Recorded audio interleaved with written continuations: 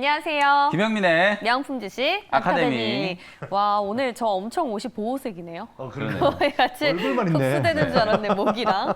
오늘 더 이상 나올 주제가 있나요? 아까 앞서 근데 오빠 또 얘기한 이제 거 마른 이렇게 오징어도 짜면 또 육즙이 나오거든요. 아. 어쨌든 또 짜내가지고 제대로 된 육즙이네요, 이제부터는. 지금 이제 저희가 한 6개월 이상 했죠, 그죠? 그쵸. 예. 그러다 보니까 이제 진짜 웬만큼 나올 만한 제가 주제는 다 해드린 것 같은데 진한 사실 시장에 이제 이슈나 테마라는 게 한계가 있잖아요. 그쵸. 오늘도 사실은 뭐 메타버스 관련된 종목들이 급등을 하지 않았다면 그걸 또 해드리면 되는데 이미 오늘 주가도 다 올라가 버렸고 맞아요. 그러니까 후행적으로 제가 여러분들께 뒤늦게 뒷북치면서 또 소개해드리기는 싫고 이러다 보니까 네. 할 수 있을 만한 내용들은 제가 다 준비를 좀 해오고 있는데 그래서 오늘도 여러분들이 약간은 좀 딱딱하게 느낄 수 있을 만한 네. 매크로 지표와 관련된 교육을 또 해드릴 텐데 오. 지난주에도 여러분들 교육방송 들으신 분들 인플레이션이라든지 환율이라든지 금리라든지 이런 거 그래도 교육을 들으신 분들은 FOMC 아주 끝나고 나서 쉽게. 오히려 훨씬 더 좀 마음 편안하게 시장 그렇죠. 대응을 하실 수 있지 않았을까 네. 저는 그렇게 생각하거든요. 그리고 그때 당시에 그런 말씀 해주셨어요. 금리가 올라도 네. 0.5에서 그렇죠. 0.25에서 0.5 정도 수준이면은 사실 그렇게 큰 이슈가 맞습니다. 아니다. 그 말씀을 듣고 나니까 왠지 좀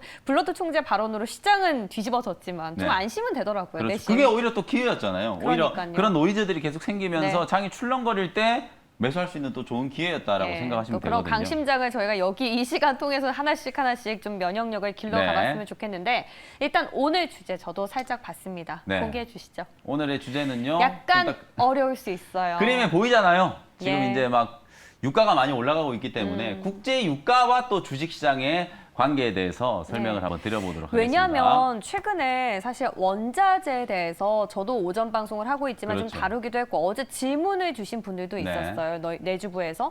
근데 국제 유가도 사실상 원자재 중에 하나 그렇죠. 아니겠습니까? 네. FOMC 여파를 맞았어요. 맞습니다. 두드려 맞았습니다. 네. 그리고 70선 달러 부근에서 지금 네. 계속 움직이고 있는데 좀 궁금했어요. 사실은 이제 이런 거죠. 사실 인플레이션에 대한 우려가 이제 자극되면서 네. 원자재 가격이 상반기 때 되게 급등했잖아요. 많이 올랐죠. 정말 많이 올랐거든요. 예. 뭐 철광석, 구리, 뭐 금, 그다음에 은. 농산물 가격까지도 그럼요. 다 급등을 옥수수 했거든요. 선물. 근데 이제 유독 지금 추세가 꺾이지 않고 계속 올라가고 있는 게 이제 국제 유가거든요. 기름값. 기름값은 상당히 좀 꾸준하게 지금 올라와서 오늘 이제 종가 기준으로 보면 배럴당 이제 72달러를 넘어서고 있는 상황이에요. 그러면 유가가 이제 계속 올라가는 상황을 가정해 봤을 때 유가가 상승하는 것과 주식 시장이 또 어떤 영향이 좀 있을까? 혹은 또 유가가 상승하는 것과 수혜를 입을 수 있는 종목은 뭐가 있을까? 이런 것들을 한번 따져보려고 준비해온 주제거든요. 네. 본격적으로 한번 시작을 해보도록 오늘 하겠습니다. 첫 페이지는 뭘로 할까 궁금하네요. 개념은 역시나 아니고. 네, 국제 유가란 유가가 뭔지 알아야죠. 기름값인데 우리가 또 주유소에 예. 기름 넣으러 갔을 때 그 가격은 아니거든요. 그쵸. 그래서 이 국제 유가는 세계 이 3대 원유를 중심으로 음. 중요한 게 이거예요, 여러분들. 기름은 달러로 거래된다는 거. 중심이야, 맞아. 달러의 예. 상대 표시 자산이다라는 걸 여러분들이 꼭 기억하셔야 그러니까 돼요. 달러가 오르면 유가는 떨어진다. 그렇죠. 바로 반대로 이겁니다. 움직인다라는. 오늘 네. 이제 달러 인덱스가 좀- 오랜만에 하락 전환했잖아요. 그쵸, 진짜 그러다 보니까 오랜만에. 이제 유가가 또 상승하는 예. 측면이 분명히 좀 있었거든요. 달러로 거래되는 이제 기름의 가격이다라는 걸 생각하시고 유가의 이제 종류가 세 개가 있어요. 이제 세계 3대 원유라고 하는데요. 이게 WTI는 서부 이제 텍사스 중진류를 얘기하는 거고요. 그다음에 두바이유, 브렌트유 가격이 다 다르거든요. 아니 똑같이 기름인데 가격이 왜 다를 수가 있나요? 분명히 다를 수 있는 거죠. 여기서 생산하는 기름과 여기서 생산하는 기름이 생산 단가도 다를 수 있는 거고 그다음에 유통하는 단가도 다를 수 있는 거기 때문에 가격은 분명히 다르게 형성될 수 있는 게 오히려 자연스러운 거다라고 생각하시면 돼요. 근데 우리가 주로 국제 유가다라고 얘기하는 거는 브렌트유나 두바이유라기보다는 WTI를 기준으로 그쵸. 얘기하는 경우가 많거든요. 그래서 WTI가 이제 배럴당 72달러, 73달러를 막 넘어가고 있는 상황이다. 왜 유가가 이제 이렇게 올라가느냐? 실제로 여러분들 자동차를 운전하신 분들 주유소 가보면은 기름값이 연초만 하더라도 한 1,400원 휘발유가 리터당 1,400원 그랬는데 지금 막 1,600원, 1,700원, 1,800원 막 이렇게 올라가고 있거든요. 유가가 제법 많이 올라가고 있는 게 우리 실생활에서 이제 반영이 좀 되고 있기 때문에 오늘의 주제를 여러분들이 주목을 해보시면 좋을 것 같고요. 네. 다음 슬라이드 한번 보도록 하겠습니다. 그래서 국제 유가와 주식 시장의 상관관계 사실 시장 전체적으로 보면 뭐 유가가 올라가든 말든 직접적인 상관관계 네, 직접적인 없음. 상관관계는 없어요. 유가가 오를 때도 시장이 올라갈 때도 있고 뭐 그럴 뭐 수 빠질 때도 있고 그런 네. 거거든요. 네. 근데 시장 전체적으로 보면 직접적인 상관관계가 없을 수도 있는데 우리 시장을 말씀하시는 거예요? 아니면 그렇죠. 뉴욕 증시? 뭐 전체적으로 뉴욕 아, 증시도 그래요? 마찬가지고 우리 예. 시장도 마찬가지고요. 이게 유가가 시장에 상관관계가 생길 때가 있어요. 어떨 때냐면 지정학적 리스크 때문에 국제 유가가 막 급등할 때, 예를 들어서 미국하고 이란하고 막 전쟁한다 그치. 이러면서 예. 유가가 올라갈 때는 시장이 빠져요, 오히려. 그런 경우들은 분명히 좀 상관관계가 있을 수 있지만 일반적인 관점으로 봤을 때 글로벌 증시와 국제 유가의 상관관계는 크지 않다. 그리고 작년에 여러분들이 생각하시는 게 작년에 원유 선물이 마이너스까지 갔던 거 혹시 아시죠? 그렇죠. 작년 코로나19 터지고 나서 때문에. 국제 유가가 막 급락하고 그럴 때 예. 그때는 유가가 또 빠지니까 시장도 같이 막 따라서 이제 주식시장 다 끝났구나 이러면서 같이 빠지는 경향이 좀 있거든요. 그런 특수한 상황을 제외하고는 전체적으로 주식시장이 직접적으로 유가와의 상관관계가 크지는 않다라는 걸 이제 생각하시면 될 것 같고, 다만 종목별로 산업별로는 유가의 상승 하락이 직접적으로 영향을 미치는 그렇죠. 종목들이 원가가 많이 될 수 있죠. 있기 그렇죠. 때문에. 직접적으로 생각해 보면 우리나라는 아무래도 거의 유가가 원유가 생산되지 않는 한 나라잖아요. 방울도 없으니까. 산유국이 아니기 때문에 모든 걸 우리가 입고 있는 옷, 여기 있는 모든 제품들 만들려고 하면 전부 다 기름값하고 기름이죠. 관련이 되어 있을 수밖에 그럼요. 없거든요. 그래서 산업과 섹터별로 봤을 때는 주가에 미치는 영향이 분명히 차별적이다라는 걸 좀 기억하시면 좋을 것 같고요. 네. 국제 유가는 원자재 가격에서 가장 중요한 영향을 미치고 달러 표시 자산이라는 거, 이게 이제 제일 중요한 겁니다. 그 다음에 유가 동향에 따라서 관련된 수혜주를 매매하는 전략, 요걸 오늘 설명드리기 위해서 주제를 준비해 온 거고요. 궁금합니다. 어떤 섹터를 보실까? 네, 다음 슬라이드 한번 보도록 하겠습니다. 자, 그래서 국제 유가를 일단 전망을 좀 해드려야 될 거잖아요. 네. 앞으로 유가가 올라갈 거면 유가가 올라가는 수혜주를 찾아야 되고, 그렇죠. 기름값이 이제는 피크 아웃 돼가지고 이제 좀 빠질 거다라고 하면 유가가 빠졌을 때 이제 수혜가 될 수 있는 종목을 찾아야 되잖아요. 네. 그래서 전망을 일단 제 개인적인 의견과 전문가들의 의견을 보태가지고 이제 좀 해드리려는 건데, 네.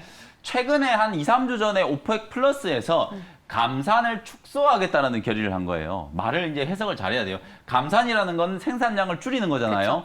감산을 축소한다는 건 뭡니까?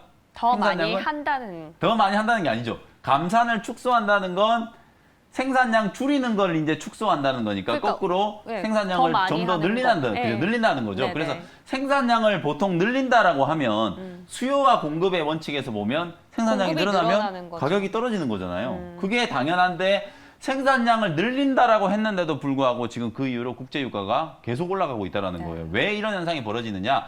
회복. 경제 회복에 따라서 그만큼 생산량이 늘어나도 수요가 더 늘어나기 때문에 요즘 또 휴가 시즌이지 않습니까? 그렇죠. 그래서 상반기 때 이 원자재 가격이 급등한 거는 다 이런 논리라고 보시면 돼요. 경제가 회복되면서 구리도 많이 필요하고 철강석도 많이 필요하고 그렇죠. 그러다 보니까 원자재 가격이 같이 분명히 올라간 거거든요. 유가도 마찬가지 관점이라고 보면 되고요. 또 하나는 생산 측면에서 유가를 자극할 만한 몇 가지 요인들이 좀 있었어요.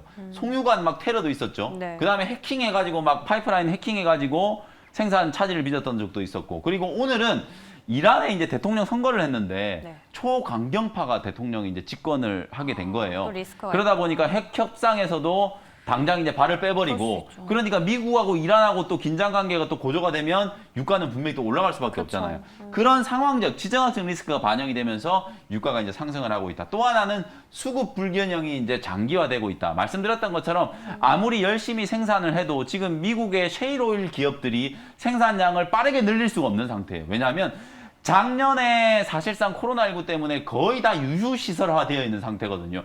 이걸 정상화시키려면은 또다시 설비 투자를 해가지고 정상화를 시켜야 되는데 거기까지 시간이 많이 걸리다 보니까 공급량을 늘리려고 해도 당장 늘릴 수가 없는 거죠. 그러니까 셰일 오일 기업들이 이제 생산을 못하는 상황에서 상용국들이 생산량을 좀 늘린다라고 하더라도 그게 수요를 다 충족시키지 못하는 수준이다 보니까 아무래도 이제 이 수급 불균형이 장기화되면서 국제 유가가 더 올라갈 가능성이 높다라고 이제 전망하는 게 이제 지배적이다라는 거거든요. 그래서 일부 전문가들은 하반기 때 국제 유가가 배럴당 100달러를 넘어갈 수도 있다. 지금 70달러 선에서요. 그렇죠. 지금 30불이나? 74달러니까 거의 30% 이상 더 상승할 와. 수 있는 여지가 있다라고 생각하는 거거든요. 그러면 이랬을 경우에 시장이 과연 어떤 영향을 받을 것인가, 그리고 종목별로는 어떤 영향을 받을 것인가를 가만히 한번 생각해 보시면 된다는 거죠. 일단 정유주는 올라가겠네요. 그렇죠. 그래서 네. 다음 슬라이드 보면 이제 일단은 제가 이제 포커스를 두는 건 유가가 상승했을 경우에 어떤 네. 종목들이 수혜를 입겠는가. 가장 직관적으로 조선, 건설, 플랜트, 아까 제가 삼성 엔지니어링 잠깐 말씀드렸던 네. 것처럼 자, 유가가 올라가면 가장 먼저 수혜를 입는 나라가 어딜까요? 말 그대로 산유국. 그렇죠. 기름을 생산해내는 나라들, 러시아라든지 미국이라든지 그리고 중동의 산유국들, 사우디 같은 이런 나라들이 수혜를 입겠죠. 당연히 그러면 작년에 코로나19 때문에 중동 산유국들도 상당히 힘들었잖아요. 왜냐하면 유가가 폭락해버리니까 먹고 작년에 살게 없죠, 재정 그들은. 적자가 그쵸. 어마어마했어요. 근데 유가가 이제 70달러까지 딱 회복을 하니까 다시 경제를 살려야 되잖아요. 그러면 그 중동의 산유국들이 플랜트도 짓고 건물도 짓고 도로도 짓고 선박도 발주하고 이런 현상들이 나타나기 시작한다는 거죠.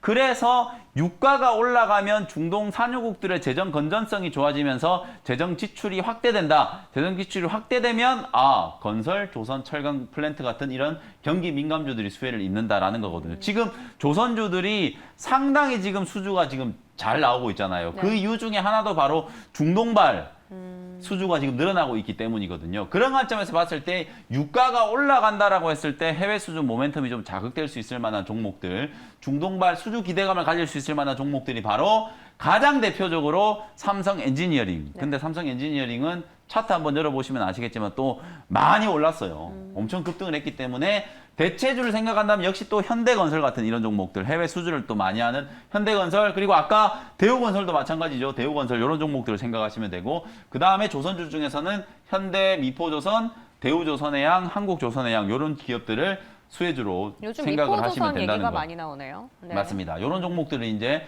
유가 상승의 수혜주로 생각하면 그러니까 되는 거고. 중동 발에서 경기 회복에 대한 기대감으로 그렇죠. 벌어들인 유동성을 갖고 이렇게 경기 회복에 맞습니다. 다시 투자를 한다. 네. 예. 그런 이제 모멘텀을 자극받을 수 있는 종목이고, 두 번째는 네. 이제 가장 직접적으로 아까 지영 그쵸. 아나운서 얘기한 것처럼 아니 객관적으로. 유가가 올라가면 사실상 유가가 올라가면 원가가 늘어나는 거지만 그걸 판가에 바로바로 전이시키잖아요. 그럼요. 여러분들 주유소에 가보면은 기름값은 매일매일 바뀌잖아요. 그런 것처럼 사실 정유기업들은 가격 전이를 정말 효율적으로 할 수 있는 기업들이에요. 그래서 유가가 올라가면 유가가 구조적인 상승기 때는 정유주들이 일단 먼저 수혜를 받는다. 네. 그 중에서 보면 S-오일, S-오일, SK이노베이션, GS 요게 이제 우리나라 정유 3사잖아요. 네. 요 회사들 보시면 되고 차트를 보면 S-오일은 조금 올라와 있지만 SK이노베이션이나 GS는 뭐 지금도 충분히 접근을 할 수 있을 만한 그런 자리라고 보여지고요. 그 다음에 좀 작은 종목 중에서 약간 테마성으로 좀 움직이는 종목들 에너비스. 중에서는 중앙에너비스라든지 흥구석유 같은 이런 종목들도 있다는 거. 네. 그리나 이제 세 번째 원유 ETN. ETN이나 ETF 요거는 네. 직접적으로 그냥 원유에 투자를 하는 거예요, 그쵸. 우리가. 네. 근데 우리가 뭐 WTI를 바로 살 수는 없는 거잖아요. 드럼통에 사가지고 기름을 살 수는 없는 거니까. 뭐 옥수수인가는 실제로 그렇게 네, 그렇게 산다고 사기도 해요. 하더라고요. 그렇게 사기도 하는데 예. 실제로 이제 우리가 직접적으로 이제 이걸 살 수가 없기 때문에 그렇죠. 그걸 거래를 편하게 하기 위해서 만들어 놓은 예. 게 ETN이라든지 ETF 이런 거거든요. 그걸 이제 직접 원유 선물이라든지 이런 것들 직접 거래할 수 있는 거. 요것도 이제 한번 생각을 좀 해보시면 될 것 같아요. 그리고 또 하나 여기서 얘기 안 한 게 있어요. 이제 히든 카드는 뭐냐면 여기 있나요? 이제 여기 있는 게 아니고요. 예. 잘 생각을 해보시면 유가가 100달러까지 이제 치솟아요. 예. 만약에 100달러, 120달러까지 급등을 한다라고 생각했을 때 자동차를 많이 운전할까요? 오, 못할 것 같아요. 그렇구나. 그러니까 그런 전기차. 관점인 거죠. 예. 전기차, 수소차 같은 이런 친환경 자동차가 예. 산업적인 트렌드뿐만 아니라 유가가 급등하면 대체 에너지가 필요하잖아요. 그럴 수밖에 기름값이 너무 없겠구나. 비싸니까 차라리 나는 전기차를 타겠다. 기름값이 막 너무 비싸다, 리터당 너무 비싸가지고 자동차 운전을 못하겠다 하면은 차라리 전기차라든지 수소차가 각광을 받을 수 있다는 거죠. 반사수혜로는 그렇죠. 미래차가. 그래서 유가가 올라간다 그러네요. 그러면 꼭 미래차뿐만 아니라 네. 친환경 대체 에너지 관련된 종목들이 그럴 또 수 있겠다. 직접적인 수혜주가 될 수 있다는 거. 그것도 여러분들이 좋은 아이디어로 한번 생각을 해보시면 될 것 같고요. 말씀하시다가 생각났죠. 네. 아니 말씀하자가 이제 제가 숨겨 놓은 거고요, 사실은. 그래서 결론을 말씀드리면 이런 네. 이제 수혜주들이 있는데 그러면 유가가 계속 오르기만 하면 정말 좋기만 한 걸까? 산업 전반으로 봤을 때는 아까 말씀드렸던 것처럼 기업들의 모든 기업들의 이제 원재료 가격이 올라가는 거나 마찬가지니까 네. 수익성이 악화되는 거예요. 그래서 우리 경제 전반에는 부정적인 영향을 미칠 수도 그렇죠. 있다. 소비자한테도 이제 단가가 그렇죠. 정가가 되니까. 맞습니다. 그래서 더더군다나 앞으로는 우리가 이렇게 명백하게 알고 있는 유가 상승의 수혜주가 전부가 아니라 대체 에너지 개발이 더더욱 중요하다. 그리고 ESG 얘기 많이 하잖아요, 그쵸, 요즘에. ESG. 그래서 ESG 플러스 대체 에너지 관련된 이런 종목들이 앞으로 유가가 상승하는 시기에 더욱더 각광을 받을 수 있다. 그럴 수 그걸 있겠다. 여러분들이 주목을 좀 하셔야 되고 예. 많은 종목들 중에서 제가 또 잠시 후에 예. 한 종목도 소개해 드릴 거니까 그 종목 예. 주목을 한번 해보시고요. 오, 벌써 끝났어요, 네, 다음 오늘? 슬라이드 한번 보겠습니다. 그래서 이게 마무리인데요. 예. 요게 이제 원유 선물 제가 여러분들 좀 참고하시라고 제가 하나 그림을 하나 준비해 왔는데 네. 요게 이제 작년 3월이에요. 원유 선물 가격이 3,000원이죠. 작년 3월 달에. 근데 지금 얼마냐면은 11,000원이에요.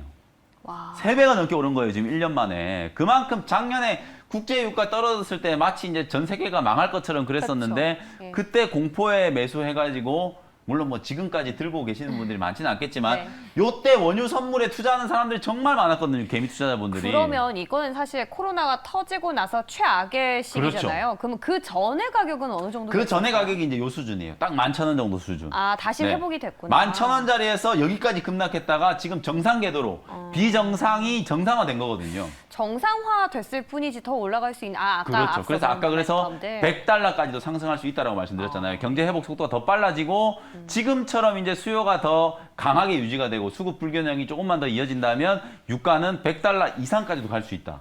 그래서 결국은 대체 에너지, 친환경 섹터 이게 가 주제- 더 중요해질 수도 그러니까 있다라는 비결이 거. 친환경으로 그렇죠. 가버리네요. 그래서 아까 네. 제가 말씀드렸던 것처럼 네. 건설, 조선, 철강 쪽도요. 네. 친환경의 분위기가 지금 정말 강해요. 생산을 할 때부터 친환경 시설을 가지고 생산을 하고 탄소 제로를 만들기 위해서 최대한 탄소를 좀 줄이려고 하는 그런 이제 그 경영 방침을 많이 좀 기업들이 세우고 있거든요. 네. 그래서 전체적인 틀에 봤을 때는 강론으로 봤을 때 우리가 딱 직관적으로 볼 수 있는 섹터들도 주목을 해야 되겠지만 친환경 섹터가 정말 중요해진다. 유가가 많이 올라간다라면 그걸 여러분들이 생각을 하시면 좋을 것 같습니다. 아, 우리 유가 얘기로 정말 많은 얘기를 끌어올 수 있을 것 같은데 그렇죠. 시간 관계상 네, 일단 시간 관계상. 꿀팁까지 네. 마무리를 해볼게요. 다음 슬라이드 한번 보도록 하겠습니다. 네. 자, 그래서 투자자를 위한 이제 꿀팁. 사실상 저는 이제 이렇게 생각을 하거든요. 모든 이제 매크로 이제 경제 지표들은 양방향으로 이제 작용을 해요. 주식 서로. 투자를 할 때 제가 예. 이렇게 교육을 하거나 강의를 할 때 개인 네. 투자자분들께 가장 많이 말씀드리는 게 뭐냐면 자꾸 여러분들이 주식 투자를 하면서 무슨 공식을 좀 만들려고 하지 마시라. 저요. 특히 지영 아나운서 같이 이렇게 똑똑하신 분들은 자꾸 주식 공부하면서 뭐가 이랬을 때는 이렇게 된다. 저랬을 때는 이렇게 된다. 자꾸 네. 공식이나 이런 걸 만들려고 하거든요. 근데 주식 시장은 생물과 같아서 똑같은 재료가 반영이 되더라도 내일의 반응이 다르고 모레의 반응이 달라요. 그래서 자꾸 이걸 여러분들이 공식화 시키려 하고 일원화를 시켜서 만들려고 하면 스스로 이제 함정에 빠질 수밖에 없다라고 맞아요. 보여지거든요. 예. 그래서 국제 유가도 제가 아까 계속해서 이렇게 올라가면 어떻게 되지만 이런 경우도 있다, 이런 경우도 있다. 자꾸 반대의 말씀해. 상황에 대해서도 여러분들이 자꾸 반추시켜 드리는 이유가 여러분들이 국제 유가가 올라가면 당연히 주식시장이 좋다, 나쁘다 이렇게 딱 한 가지로만 생각해서 보기가 좀 어렵기 때문이거든요.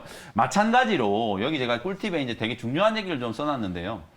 경기 민감주가 또 얼마 전까지만 하더라도 좋다가 뭐 추세가 꺾였다고 그렇죠. 최근에 막 또 하다가. 기술주 성장주 저 역시도 마찬가지예요. 예. FMC 이후에는 기술주 성장주를 보셔야 맞아요. 된다. 예. 많이 강조를 해드렸지만 또 실제로 가기도 했고. 그렇죠. 경기 민감주가 또 끝난 게 아니거든요. 또 오늘 또 가더라고요. 자꾸 보면은 여러분들이 TV를 막 보다 보면은 이렇게 얘기하는 분들이 계셔요. 네. 이제 성장주 기술주의 시대는 끝났다. 경기 민감주의 시대는 이제 끝났다. 단언하기는 이렇게 좀. 너무 이분법적으로 접근을 하면 안 그렇구나. 된다는 거죠. 제가 아까 말씀드렸던 것처럼 결국은 시장은 계속 순환매 사이클을 통해서 하반기까지 이제 움직이는 거고 지금은 경제가 팽창하는 국면에서 말 그대로 기업들의 실적이 성장하는 구간에서 그때 이슈에 따라서 어떤 산업이 부각이 됐다가 또 잠깐 조정받았다가 또 다른 섹터가 부각이 됐다가 또 조정을 받았다가 요게 계속 반복되는 사이클이잖아요. 맞아요. 그런 사이클을 감안해 봤을 때 여러분들이 분명히 시장을 바라보실 때 이렇게 너무 이분법적으로 접근하는 건 좀 위험하다. 그래서 오늘 여러분들께 교육시켜드린 이 주제 국제유가도 분명히 양방향으로 영향을 미칠 수 있는 재료다라는 걸 꼭 좀 생각을 하시면 좋을 것 같고요. 네. 환율과 유가가 앞으로 아주 좀 중요한 2분기 실적 시즌이 본격화되는 7월 말 한 8월 초까지는 환율과 국제 유가가 정말 중요한 매크로 지표가 저는 될 거라고 보여지거든요. 이 환율과 유가의 움직임에 따라서 경기 민감주 순환매에 상당히 좀 결정적인 영향을 좀 미칠 수밖에 없기 때문에 앞으로는 여러분들이 환율과 유가의 동향을 잘 체크해 보실 필요가 있다라는 거 말씀을 좀 드리고요. 유가 상승 수혜주 그리고 하락을 했을 때 수혜주는 또 뭐가 있을까도 한번 생각을 해보면 오늘 항공 쪽이나. 그렇죠. 예. 기름을 직접적으로 쓰는 산업은 오히려 유가가 하락하는 게 수혜주가 될 수 있겠죠. 맞아요. 그런 것들 여러분들 고민해가지고 대체로 유가가 올라갈 때는 이런 애들이 수혜를 네. 좀 입더라. 네. 유가가 빠질 때는 원가가 줄어드니까 당연히 수익성이 좋아지는 그런 기업들이 그렇죠. 수혜를 입더라라는 걸 분류를 좀 해놓으시면 아무래도 접근을 할 때 조금 더 편할 수 설마 있겠죠. 다음 시간에 유가 하락 수혜주로 가시는 거 그러려고 남겨둔 거 만약에 아니죠? 진짜 할 게 없으면 제가 다음 주에 이걸 또 하도록 할 거고요. 예. 그래서 그다음에 이제 마무리로 하반기에도 이제 결국은 경기 민감주의 순환매 사이클은 지속된다. 다시 한번 말씀드리지만 뭐가 끝났네 이런 식의 접근보다는 양방향으로 경기 순환주가 좋을 때는 기술주 성장주가 조금 쉬고 또 기술주 성장주가 오를 때는 경기 순환주가 조금 쉬어가는 이런 사이클로 주가는 계속 이제 우상향 패턴을 좀 만들어 갈 거다. 이렇게 생각을 하시면 좋겠습니다. 오늘 또 정말 유가라는 게 사실 매크로 지표이기 때문에 네. 또 달러가 중심에 있어서 네. 일반 투자자들의 입장에서 접근하기 좀 어려울 수 있거든요. 그렇죠. 그래서 저도 매번 말씀을 드리지만 역시나 김영민의 네. 강의를 들으니까 확실하게 또 정리가 되면서 네. 내일부터 우리 유가를 봐야지. 내주고 보신 분들 내일부터 유가를 읽고 또 대응을 해보시면 좋겠습니다. 저희는 다음 이 시간에 다시 돌아올게요.